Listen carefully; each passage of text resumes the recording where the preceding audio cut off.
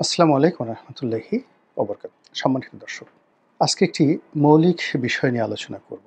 সাধারণত অন্যান্য দিন নির্বাচন নিয়ে, রাজনীতি নিয়ে এবং খুব নিকট ভবিষ্যৎ, আজকের দিনে কি হচ্ছে, আগামী কাল কি হতে পারে, অথবা সম্ভাব্য নির্বাচন ডিসেম্বরে হবে না জুনে হবে, এই সকল বিষয় নিয়ে আলোচনা করি বাংলাদেশের সঙ্গে আমেরিকার সম্পর্ক, দিল্লির যে আধিপত্য এবং চীনের নয়া প্রভাব।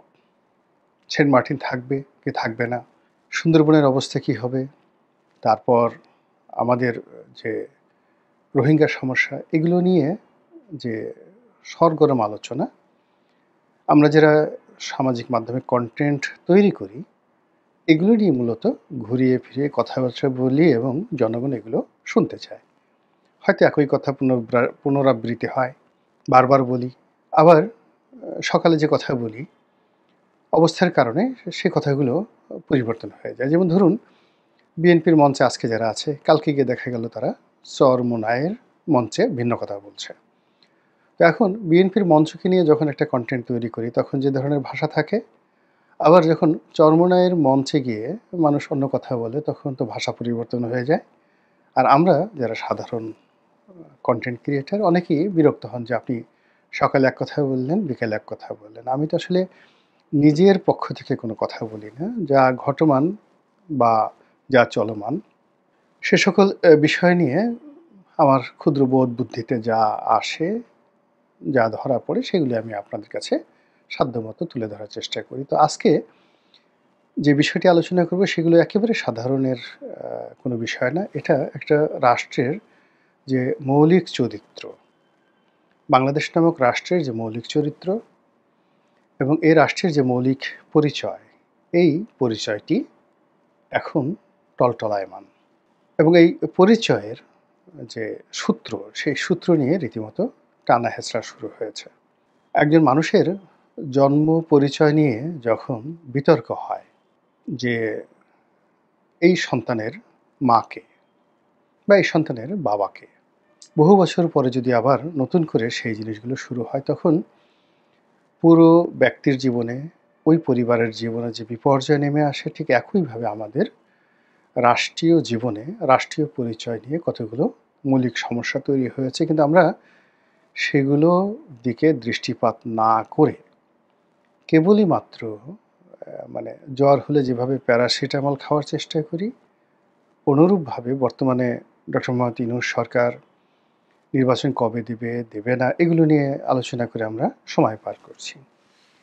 কিন্তু আমাদের এই যে রাষ্ট্রটি, এই যে ভূখণ্ডটি, যেটি মূলত 1947 সনে পাকিস্তান তৈরি করার পর একটি আকৃতি পায় এবং এই আকৃতি কিছুটা এলোমেলো ছিল। বিশেষ করে এখন যে অবস্থা, আপনি আমাদের দক্ষিণাঞ্চলে সন্দ্বীপ, হাতিয়া, ভোলা, এখানে যে অনেকগুলো নতুন চর জেগে উঠেছে, এইগুলোকে নিয়ে যে মানচিত্রটা এখন আছে, এটা 1947 সালে ছিল না।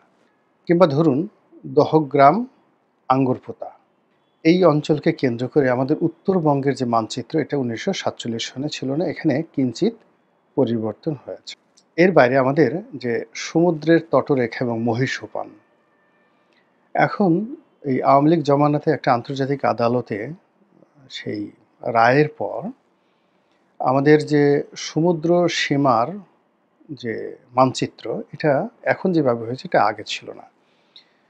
ফলে 1947 সনের যে মানচিত্র, তার থেকে 3 দফা আমাদের এই বর্তমান মানচিত্রে পরিবর্তন এসেছে। এর বাইরে যে কথাটা বলা যেতে পারে, সেটি হলো টারশিয়ারি যুগে এই যে ভূখণ্ড, যেটিকে গাঙ্গেয় বদ্বীপ বলা হয়, তো গঙ্গা নদীর যে পলি, মূলত গঙ্গা, এবং এখানে গাঙ্গোত্রী হিমবাহ থেকে যে পলি এসেছে, এটাই কিন্তু পরবর্তীতে ব্রহ্মপুত্র, ভাগীরথী, যমুনা, তারপরে শেষে আমাদের দেশের অসংখ্য নদ নদীতে বিভক্ত হয়েছে। কিন্তু মূলত এটা যে আমাদের যে ধারাবাহিকতা, এই ভূখণ্ডের যে ধারাবাহিকতা, সেটা গঙ্গা থেকে এসেছে। তো এই জন্য এটিকে বলা হয় গাঙ্গেয় বদ্বীপ। এই গাঙ্গেয় বদ্বীপে সেই টারশিয়ারি যুগ থেকে আজ অবধি যে সভ্যতা গড়ে উঠেছে, রাজ্য গড়ে উঠেছে, রাজধানী গড়ে উঠেছে, সভ্যতা, কৃষ্টি এবং কালচার গড়ে উঠেছে।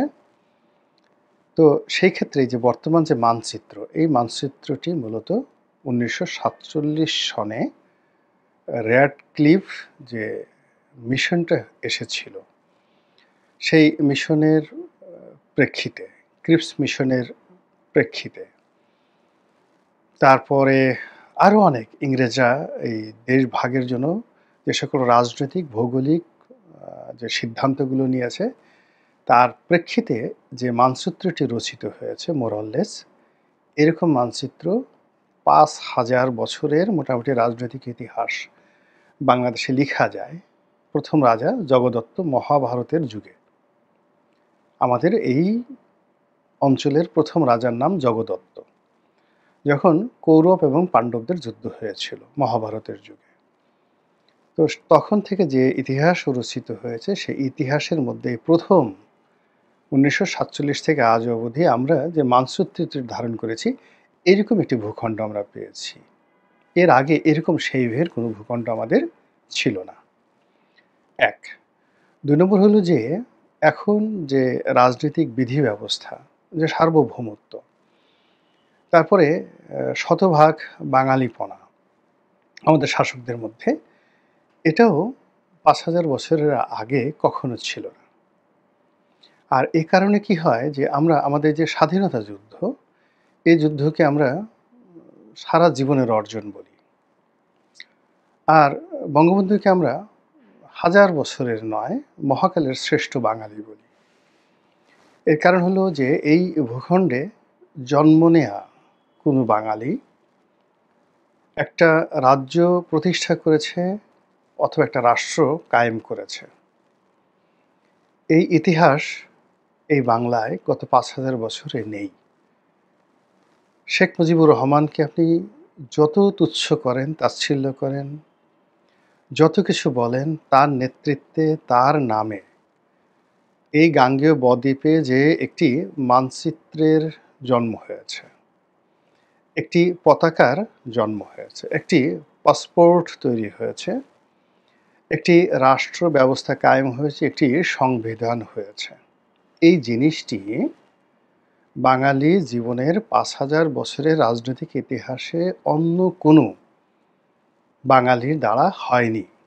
শাসক ছিল, রাজা ছিলেন, বাদশা ছিলেন, অনেক মেধাবী মেধাবী মানুষ ছিলেন, রাজ্যের বিস্তৃতি ছিল বিশাল। মানে এখন যে আমাদের মানচিত্র, এর ২০-২৫টি মানচিত্রের সমান রাজ্যের বিস্তৃতি ছিল বিভিন্ন সময়টিতে। কিন্তু আজকের এই যে সত্তা, স্বাধীন সত্তা, এটা ৫,০০০ বছরে ছিল না। এই জন্য বিবিসি বলেন, যা কিছু বলেন, ওই একজন শেখ মুজিবুর রহমান। কেউ বলেন তিনি ইন্টারমিডিয়েট পাশ করেছেন, কেউ বলেন টেনে টুনে নকল করে বিএ পাশ করেছেন, কেউ বলেন বাংলা বলতে পারেন না, ইংরেজি টেনে টেনে বলেন, কেউ বলেন সরোয়ার্দির বডিগার্ড, হোয়াট এভার মেবি, যাই বলেন না কেন, সারা দুনিয়া তাকেই সর্বকালের সেরা বাঙালি হিসেবে, সর্বকালের সেরা বাঙালি হিসেবে ১ নম্বর বাঙালি বলে অভিহিত করেছেন। এটাই বাস্তবতা। তো এই যে একটা ইতিহাস রচিত হয়েছে, আপনি হাসান হাফিজুর রহমানের সেই মুক্তিযুদ্ধের যে ইতিহাসের ভলিউমগুলো কখনো উল্টিয়েছেন কিনা, পড়েছেন কিনা আমি জানি না। কিংবা ধরুন অন্নদাশঙ্কর রায়ের সেই যে বিখ্যাত কবিতা, বঙ্গবন্ধুকে নিয়ে যে কবিতা, সেটি আপনি কতবার পড়েছেন? যতদিন রবে পদ্মা যমুনা মেঘনা বহমান, ততদিন কীর্তি রবে তোমার শেখ মুজিবুর রহমান। এটা আপনি কতবার পড়েছেন? আচ্ছা, এখন এরকম একটা কবিতা ডক্টর ইউনূসকে নিয়ে রচনা করেন, অন্য কোনো রাজনৈতিক নেতাকে নিয়ে রচনা করেন, শেরে বাংলাকে নিয়ে রচনা করেন, দেখেন তো আসে কিনা, নেতা কিভাবে তৈরি হয়। কিংবা ধরুন একটা গান যে তৈরি হয়েছে, শুনে একটি মুজিবরের তরে লক্ষ মুজিবরের ধ্বনি, আকাশে বাতাসে উঠে রনি, বাংলাদেশ আমার বাংলাদেশ। এই গানটিকে ফাইট করার জন্য, বিট দেওয়ার জন্য 'প্রথম বাংলাদেশ আমার, শেষ বাংলাদেশ' কিংবা 'নতুন বাংলাদেশ', 'গড়ব মোরা' কত কিছু তৈরি হয়েছে। দেখেন তো সেই গানটা একজন মুজিবরের নাম নিয়ে যে গানটা, এরকম একটা গান আপনি সুভাষচন্দ্র বসুকে নিয়ে লিখতে পারেন কিনা? কায়েদে আজম মোহাম্মদ আলী জিন্নাহকে নিয়ে লিখতে পারেন কিনা? লিয়াকত আলী খানকে নিয়ে লিখতে পারেন কিনা? বা হুসাইন মোহাম্মদ এরশাদকে নিয়ে লিখতে পারেন কিনা? দেখেন তো হয় কিনা? এটাই হলো যে মানুষের হৃদয়ের সঙ্গে, ইতিহাসের সঙ্গে যে একটা মেলা বন্ধন, এই বন্ধনটা প্রকৃতিগতভাবে তৈরি হয়ে যায়। একটা রয়্যাল বেঙ্গল টাইগার আপনি শত চেষ্টা করেও একটা বিড়ালকে রয়্যাল বেঙ্গল টাইগার বানাতে পারবেন না। আল্লাহই ওইভাবে তৈরি করে দেয়। তো এনিওয়ে, এভাবে নেতার জন্য গান তৈরি হয়েছে, দেশের জন্য গান তৈরি হয়েছে। কি গান? সবকটা জানালা খুলে দাও না, ওরা আসবে চুপি চুপি। একটা গান তৈরি করেন তো এভাবে মুক্তিযুদ্ধকে নিয়ে। কিংবা সোনা সোনা সোনা, লোকে বলে সোনা সোনা নয় যত খাঁটি। একটা গান তৈরি করেন তো এভাবে বাংলাদেশকে নিয়ে, একটা নতুন ভূখণ্ডকে নিয়ে এভাবে একটা গান তৈরি করেন তো। আমারই দেশ সব মানুষের, গরিবের, মজুরের, এই যে গানটা, একটা গান এভাবে একটা গান রচনা করেন তো।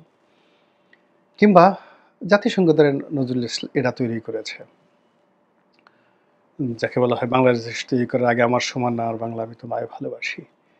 এটা তৈরি করেছে বা রচনা করেছেন রবীন্দ্রনাথ। এটাকে বাদ দেন, বাদ দিয়ে অন্য যে গানগুলো, অন্য যে কবিতাগুলো, অন্য যে ইতিহাসগুলো, মাকে মনে পড়ে, বা আমি কিংবদন্তির কথা বলছি, আবু জাফর ওবায়দুল্লাহর সেই কবিতা তৈরি করেন না। আমাদের মুক্তিযুদ্ধকে নিয়ে যে সাহিত্য তৈরি হয়েছে, আচ্ছা এরকম একটা সাহিত্য আপনি এরশাদ জামানাতে এরশাদের পত্র নিয়ে তৈরি করেন। মুক্তিযুদ্ধকে নিয়ে যে সাহিত্য তৈরি হয়েছে, এরকম একটা সাহিত্য এই যাকে বলা হয় ২০২৪ সনের যে অভ্যুত্থান, দ্বিতীয় স্বাধীনতা আপনারা বলছেন, আমরা বলছি, এটা নিয়ে তৈরি করেন তো। দেখেন হয় কিনা।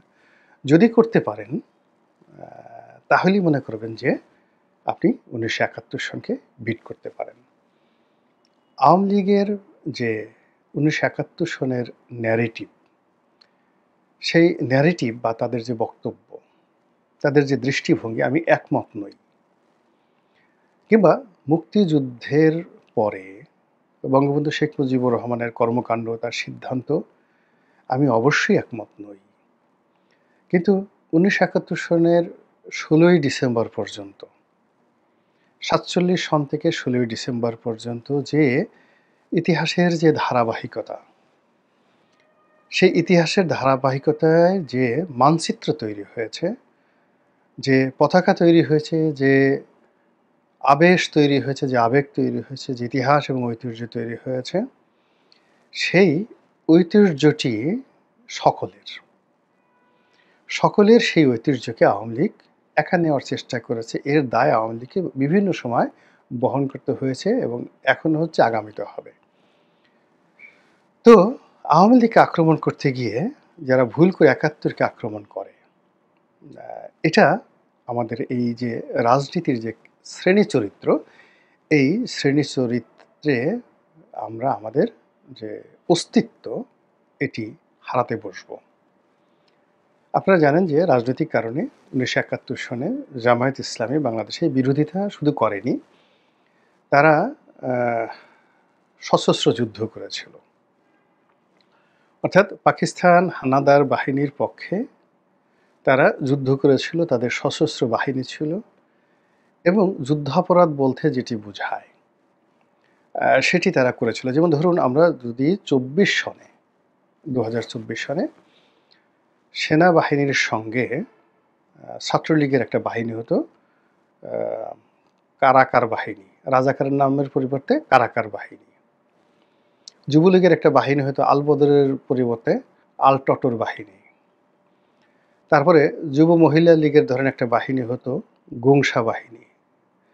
এবং সেনাবাহিনী, পুলিশ, এরা মানে তাদের অস্ত্র শস্ত্র এই সমস্ত গুংসা বাহিনী, টারাকার বাহিনী এদের হাতে দিত। এবং এই যে জুলাই আগস্টের যে হত্যাকাণ্ড, এটি ৩০ লাখে না হোক ৩ লাখে পৌঁছে যেত। ধরুন ৩ লাখ, সবাই বলে যে ১৯৭১ সনে ৩০ লাখ শহীদ হয় নাই, ৩ লাখ, শেখ মুজিব ভুল করে ৩০ লাখ বলে ফেলেছে। What ever maybe. ৯ মাসে ৩ লাখ লোককে আপনি হত্যা করে দেখেছেন? কতগুলো লাশ একত্র হয়ে ৩ লাখ লাশ হয়? কেমন দেখায়? ৩ লাখ লাশ একত্র করলে কত বড় একটা পিরামিড তৈরি হয়? ৩ লাখ লাশের মধ্যে কয়টা নারী, কয়টা শিশু, কয়টা বৃদ্ধ বনিতা রয়েছে? আর এই যে ৩ লাখ লাশ সরাসরি যদি হত্যা করা হয়, তাহলে ২ কোটি লোক যে ভারতে পালিয়ে গেছে, তাদের মধ্যে ৯ মাসে কতজন লোক মারা গেছে? তাদের সংখ্যা কত? আসার পথে কত লোক মারা গেছে? যাওয়ার পথে কত লোক মারা গেছে? কলকাতাতে বসে বিভিন্ন আশ্রয় কেন্দ্রে ২ কোটি লোকের মধ্যে কত লোক মারা গেছে? এটা হিসাব করেন তো, সেগুলোকে আপনি কিভাবে ধরবেন? স্বাভাবিক মৃত্যু? অস্বাভাবিক মৃত্যু? ম্যালেরিয়া? রোগাক্রান্ত? না যুদ্ধাহত? কত হয়? এনিওয়ে, এগুলো নিয়ে বিতর্ক দরকার নেই। কিন্তু যেটি সাধারণ মানুষ বলে যে একেবারে সরাসরি পাকিস্তানি হানাদার বাহিনী, তার দোসর রাজাকার আলবদররা ডাইরেক্ট গুলি করে যদি ৩০ লাখের পরিবর্তে ৩ লাখ লোকও মেরে থাকে, এবং সেই ৩ লাখ লোক যদি ২০২৪ সনে আসতো, অর্থাৎ ৭.৫ কোটির মধ্যে যদি ৩ লাখ হয়, তাহলে ১৮ কোটিতে তো ৬ লাখ লোক মরার কথা, তাই না? তো সেই ৬ লাখ লোক যদি ২০২৪ সনে মারা যেত, এবং এই মৃত্যুটার মধ্যে যদি ছাত্রলীগ, যুবলীগ সরাসরি অস্ত্র দিয়ে এই গুলাগুলি করে মারত, তাহলে বাংলাদেশের রাজনীতিতে ছাত্রলীগের, আওয়ামী লীগের অবস্থা কেমন হতো একবার একটু চিন্তা করেন তো। যেমন হতো ঠিক তেমনই কিন্তু অবস্থা সেই জামায়াত ইসলামীর অথবা তাদের যে সংগঠন, সেই রাজাকার আলবদর আশ-শামস, এই জায়গাটাকে কিন্তু বিভেদ সৃষ্টি করার, বিসংবাদ সৃষ্টি করার চেষ্টা না করে বঙ্গবন্ধু এই জায়গাটাতে মিনিমাইজ করেছিলেন জাতীয় ঐক্যের স্বার্থে, ইসলামের স্বার্থে। এর কারণ হলো, যারা এই শান্তি বাহিনীতে ছিলেন, রাজাকার ছিলেন, আলবদর ছিলেন, যত ক্রাইমই তারা করেন না কেন, তাদের দাড়ি এবং টুপি থাকার কারণে সাধারণ মানুষের একটা আবেগ এবং অনুভূতি ছিল, যেটিকে বঙ্গবন্ধু শ্রদ্ধা করেছিলেন, ক্ষমা করেছিলেন। একেবারে দৃশ্যমান যে বিচারগুলো না করলেই নয়, সেই বিচারগুলো তিনি করেছিলেন, এবং কিছু বিচার রেখে দিয়েছিলেন ভবিষ্যতের জন্য, যেটি করতে গিয়ে আওয়ামী লীগ বাড়াবাড়ি করেছে। এই বিচারটি আওয়ামী লীগ বাড়াবাড়ি করেছে, এতে কোনো সন্দেহ নেই। আমি যেভাবে বলেছি, সাইদী সাহেবের যে বিচার, কাদের মোল্লার বিচার, কামরুজ্জামানের বিচার, এটা ঠিক হয়নি, এটা এখনো বলছি। আবার এখন যা কিছু হচ্ছে, এটা কোনো অবস্থাতে ঠিক হচ্ছে না, কোনো অবস্থাতে ঠিক হচ্ছে না। তো যেটা বলছিলাম, যে জামাত তার যে সেই ৭১-এর যে কর্মকাণ্ড, সেই ৭১-এর কর্মকাণ্ড মুখে বলছে উই আর সরি, কারো মনে যদি আঘাত দিয়ে থাকি, নট লাইক দ্যাট। জামাতের পলিট ব্যুরোতে বা জামাতের যে কেন্দ্রীয় কমিটির বৈঠকে তারা অ্যানোনিমাসলি সিদ্ধান্ত নেবে, এবং সেটা রেজুলেশন আকারে তাদের গঠনতন্ত্রে থাকবে সেই ভুলের কথা। এইটা হলে বলা হয়, মানে যাকে বলা হয় তাদের যে অনুশোচনা, তাদের ভুল স্বীকার, কিন্তু সেটা তারা করেনি এবং করবেও না। সেটা না করে তারা এই যে ২৪-এর যে বিপ্লবটি, গণ অভ্যুত্থানটি, এটিকে তারা ওন করেছে, এবং এটাকে তারা ওন করেছে, এবং এটার পেছনে যে বিনিয়োগ, ডিজাইন, ম্যাটিকুলাস ডিজাইন, অংশগ্রহণ, যারাই ছিল দেশি বিদেশি, তাদের মধ্যে সবচেয়ে বেশি গুরুত্বপূর্ণ ভূমিকা রেখেছে জামাত, এবং এই কারণে এই সময়টিতে জামাত খেলতে পারছে, অসাধারণভাবে খেলতে পারছে, এবং তাদের এই খেলার সঙ্গে কিন্তু বিএনপি অন্য সবাই পারছে না। কিন্তু সমস্যাটা হয়ে গেছে যে ৭১ সনের যে ন্যারেটিভ, ৭১ সনের যে প্রেক্ষাপট, ৭১-এর যে অর্জন, সেটা পতাকা, সংবিধান, তারপর মানচিত্র, মানুষের আবেগ, অনুভূতি, শিল্প, সাহিত্য, সংস্কৃতি, এই পুরো যে আখ্যানটি, সেই আখ্যানটি রিসেট করে ২৪-এর জুলাই আগস্টের বিপ্লব বলেন, এটাকে চার্টারের মাধ্যমে ডক্টর মোহাম্মদ ইউনূস সরকার যা কিছু করতে চাচ্ছেন, বা জামাত যে কাজটা করতে চাচ্ছেন, এই কাজটি করা কি সম্ভব হবে, বা এই কাজের ফলে রাষ্ট্রের কি কি ক্ষতি হবে? ইতিমধ্যে আমরা দেখেছি যে অনেক চেষ্টা হচ্ছে, মূল ব্যাপারটা হলো যে আওয়ামী লীগের স্বৈরতন্ত্র, সেটা যদি আপনি বলতে চান তাহলে এটার সঙ্গে আপনি সেই আওয়ামী লীগের অতীত স্বৈরতন্ত্রের তুলনা করতে পারেন। বঙ্গবন্ধুর জমানার সেই যে আ ব্যর্থতাগুলো, তার স্বৈরতন্ত্র, তার সঙ্গে এইবার আওয়ামী লীগের আপনি তুলনা করতে পারেন কিংবা এরশাদের স্বৈরতন্ত্র কিংবা বিএনপির তো পতন হয়েছে। একাধিকবার বিএনপির পতন হয়েছে। তার সঙ্গে তুলনা করতে পারেন। একটা স্বাধীন দেশে একটা সরকারের স্বৈরতান্ত্রিক সরকার ব্যবস্থা পরিবর্তন হলো। শ্রীলঙ্কাতে পরিবর্তন হয়েছে, পাকিস্তানে পরিবর্তন হয়েছে। কিন্তু সেই পাকিস্তানের ৪৭ এর ইতিহাস নিয়ে কেউ টান দেয়নি। শ্রীলঙ্কার স্বাধীনতার ইতিহাস নিয়ে এই যে বন্দরনায়েকের যে ইতিহাস সেটা নিয়ে তো কেউ প্রশ্ন তুলেনি। কিন্তু আমরা সেই কাজগুলো করছি। ফলে ৭১-কে প্রতিস্থাপিত করার জন্য ২৪-এর যে উদ্যোগ, যেটি এই ২৫ সনে এসে ২০২৫ সনে এসে আছড়ে পড়েছে এবং সবকিছু তছনছ করে দেওয়ার যে পরিবেশ পরিস্থিতি তৈরি হয়েছে, এটা আখেরে বা শেষ অবধি আমাদের জন্য ভালো ফলাফল আনবে না।